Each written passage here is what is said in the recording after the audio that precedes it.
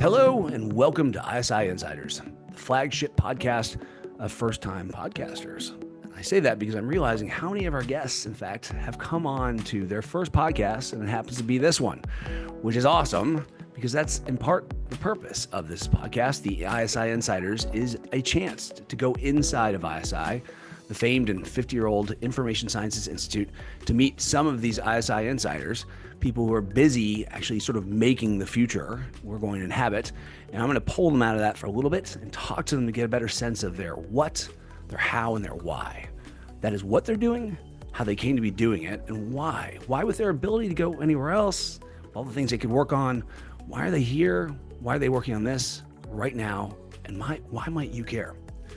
Hi, I'm Adam Russell. I'm the director of the AI division at University of Southern California's Information Sciences Institute, or ISI, and I'm your podcast host. I'm serving as your virtual guide as we talk to some of these ISI insiders to test my hypothesis that by better understanding this, by better humanizing the people who are doing the actual work we hear about in the media, appears as names in publications and conference talks, well, we might get a better sense of where things are headed, or at least where these folks think we might be headed, as well as where they think we should go and how we might get there.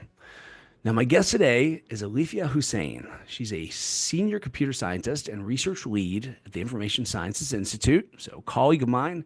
We'll unpack more of what she's doing, but I'm proud to say she's sort of a homegrown talent, I think. She got her master's and PhD degrees in computer science right here from the University of Southern California.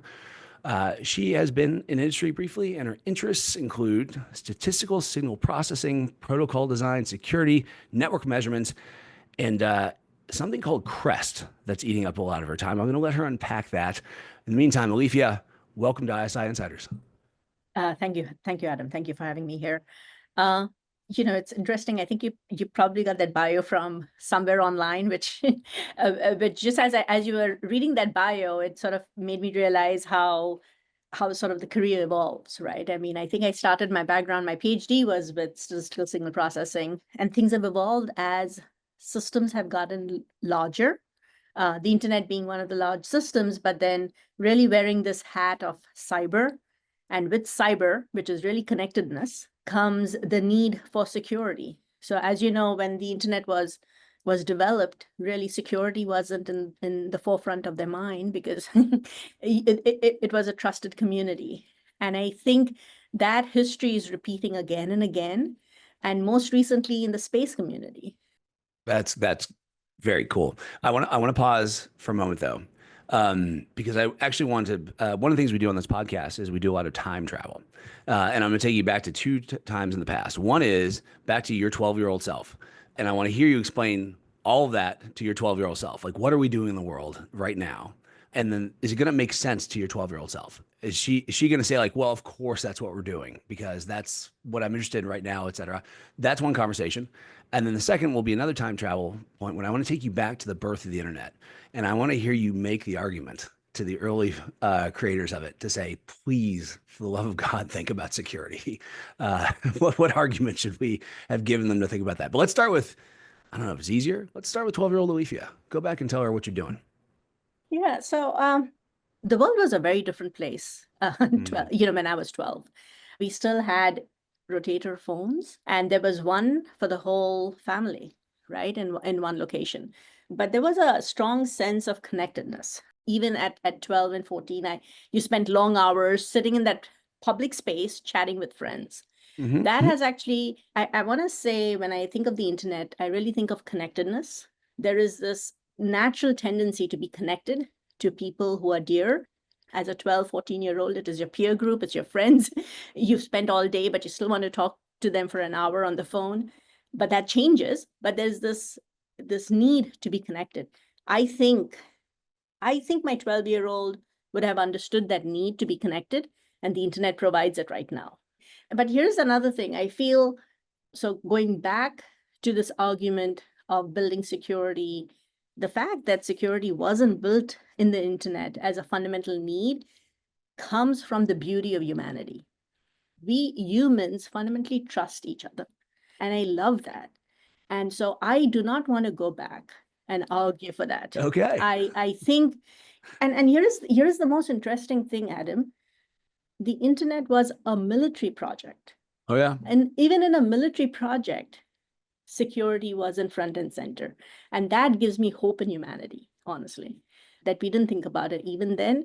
And it's funny, I'm in security right now, and a lot of motivation we do for our work is that there are bad guys around. But the way I'm approaching this is what I would call security by design. So you don't really want to make your focus of designing your systems because there are bad guys around. You really want to design your systems that they're fundamentally, I'm going to use the word resilient, they're fundamentally resilient, not because there are bad guys around, but because bad things can happen fundamentally. And the world is changing, and your needs are changing constantly.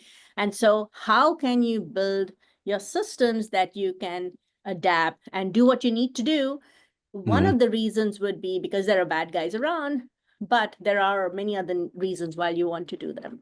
So, that's sort of really the fun part of doing these things.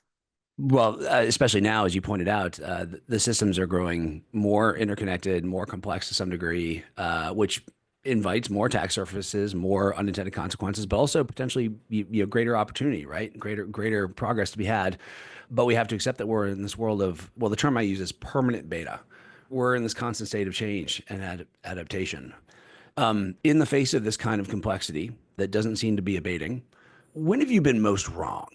Yeah, when do you think you've been most wrong? And like, I just absolutely know what I'm doing here, and then oops, I don't. I was wrong. I think several times. I think I feel most alive when I'm working with people who are completely different. Their training is completely different than mine, right? So I have had a chance to work with control theorists. I've had a chance to work with economists and policy folks, and I'm sort of, usually not only the only woman in the room, but times also the only computer scientist in the room, right? And so you blabber, right? And you kind of, try to keep up and try to connect these things and see how you can be relevant to the project at that point, and get some things wrong, because it's really hard to truly understand what they're saying. So you constantly have this, you make wrong connections at times. Though probably, Adam, you were looking for some specific example, but I think I have been wrong almost every single day in some way or the other. But in true, as I'm starting to realize is a pattern with you, in true fashion, you've had me instantly sort of rethink that question, because I think it presumes that wrong is a bad thing. And my takeaway from this is, if you are working with people who really see the world differently from you and you are genuinely interested in collaborating with them, wrong is not even almost a meaningful term. It's not even a meaningful term, right? Because you're learning. Yeah. You're not presuming to Yes. be right. Yes. And yes. So going to a question that I hope you can ask me, which is, why am I here? I'm here because I get to do that all the time. I get to do that all the time. I love, nobody is putting me in a box here. I get to jump across these domains, Mhm. and right now applying AI to these domains and seeing how we can go faster, improve productivity, respond in more timely ways across these different domains. And yes, I don't know what I can't keep up with it. I don't know. I need to apply knowledge graphs. I know fundamentally because there is a lot of information, and I need to, do all these things. But I think I understand the fundamentals a little bit, but I don't know the details. But we have an awesome team at ISI. I can tap people for details.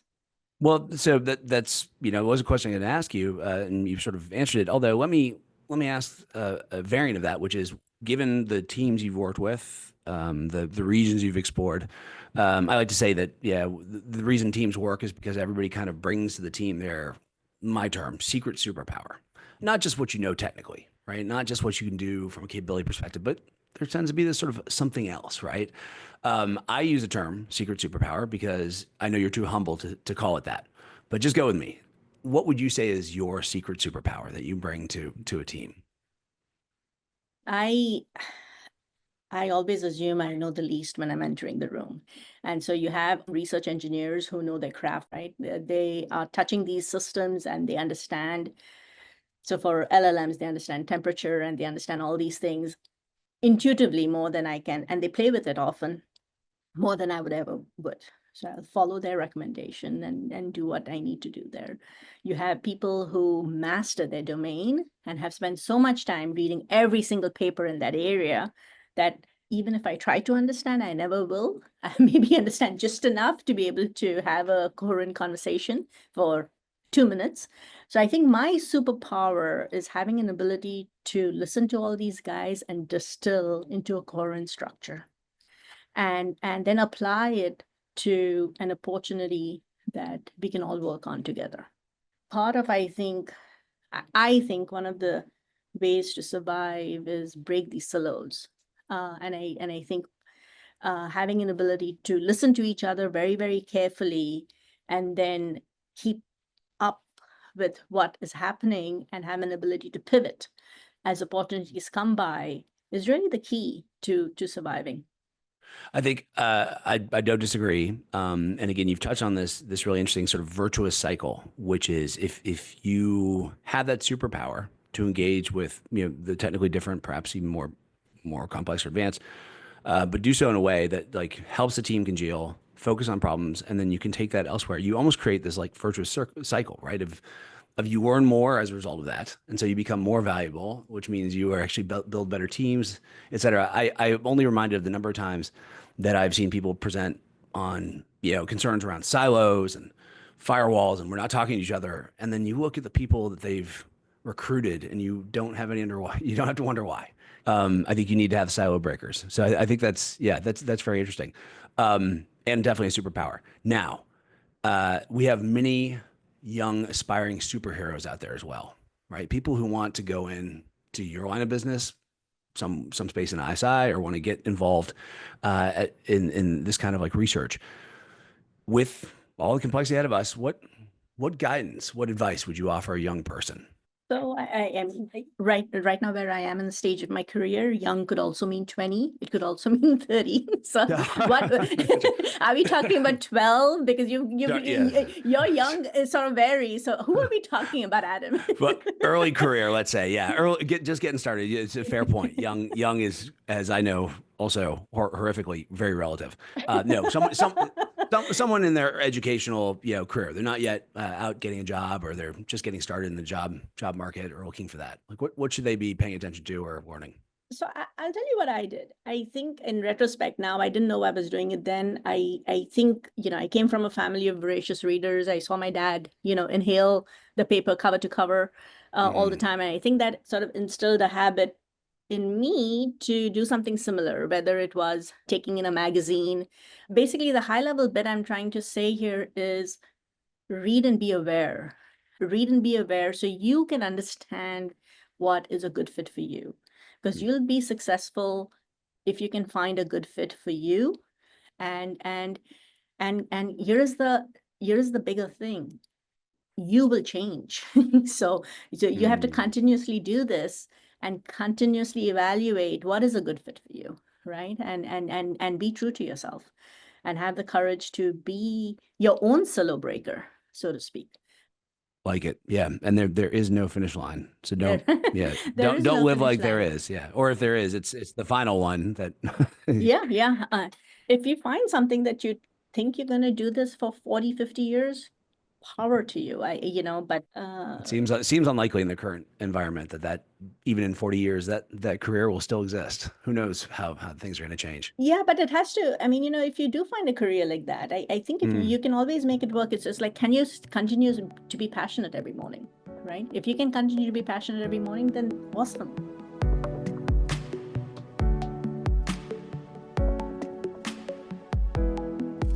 Then let me ask you this. Go back and talk to your 12-year-old self. And if we're successful at ISI and we make that positive impact that I think we have historically, we can still must, frankly, in the future, describe the world to her that we're helping to usher in here. What does it look like if we get this right? I think we are equalizing access. We've done that before, talking about historical impact. We contributed to the design of the internet, and we provided equal access to standards that drove the internet. So we wrote the RFCs, these are requests for comments for protocols, and made them open and spent a lot of time and energy. They were hosted here at ISI, making that happen.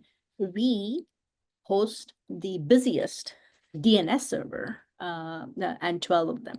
We have equalized access. And so we educate and we make it accessible as much as possible through a series of seminars that we do, which we provide open access in most cases. So ISI, I think our legacy is that. I love it. Yeah, love it. Let me pop up behind you briefly. I don't want to scare your 12-year-old self, but say, I think what I take from that answer is, if we do this right, we will be able to do more good for more of us. I think that should be our goal. I think that would be an awesome legacy. Now, what do you think is the most misunderstood term you're seeing currently, whether it's in AI or cybersecurity or space? Like, what do you think is the most understood concept or term? Or the alternative question is a term that you would like to see retired. We've talked to people in AI who say, like, we should retire the term intelligence. Like that hurts us more than it helps us. Are there terms or concepts you see being used regularly that you think, that doesn't advance the cause or get us forward very, very well?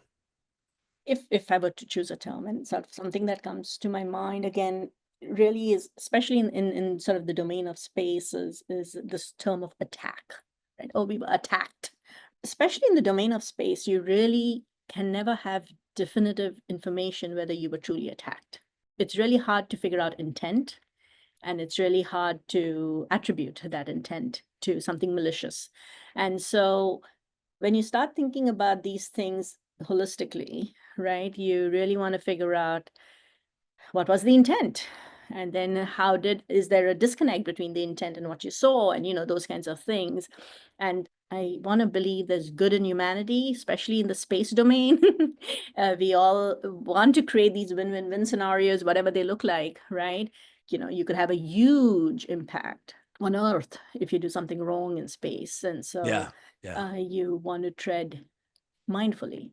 Interesting. Yeah. Okay. So my takeaway there is, you've got to be careful because your language will do a lot of work for you. And if you use the term attack too casually, it'll automatically kick into action, certain responses and reactions that may not actually be appropriate or accurate in some sense. Yeah. Okay. That's definitely a fair point. Do you have a hobby that you think, sort of either directly or indirectly informs the work you do?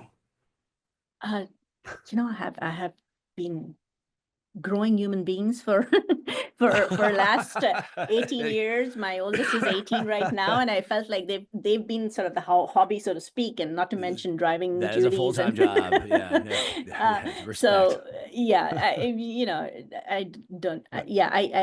I don't do growing anything. Human beings. Yeah, growing human beings, especially good human beings.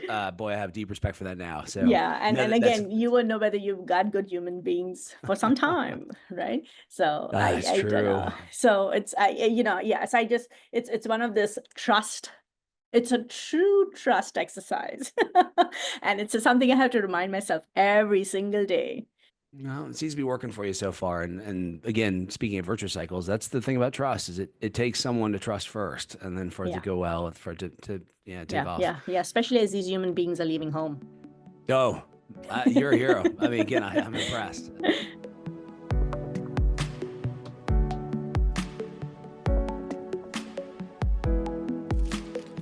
Alefiya, thank you for being here. In some of the work I've done to try to understand my why, I keep coming back to this notion of building super teams to try to help people become and do gooder, not just better, because we can do the wrong things faster or more efficient, et cetera, but can we do the right thing, the good things, and do more of that? So I've really enjoyed this conversation, and I look forward to continue to work with you in the future. All right. If you enjoy these short podcasts, well, please do what really only you can do, or at least you're the ones we want you to do it because you've listened to this. Please rate us, score us, evaluate us, grade us, send us feedback, offer up crazy questions, maybe even some jokes. And of course, please keep listening and learning. And join us, please, again for another episode of ISI Insiders, Well, we'll keep exploring, keep learning, keep humanizing technology to help navigate our way through this weird world. Trying to do what humans can do best when they face these kinds of challenges, working together as if all our lives depend on each other, because they do. So for now and for the future, fight on.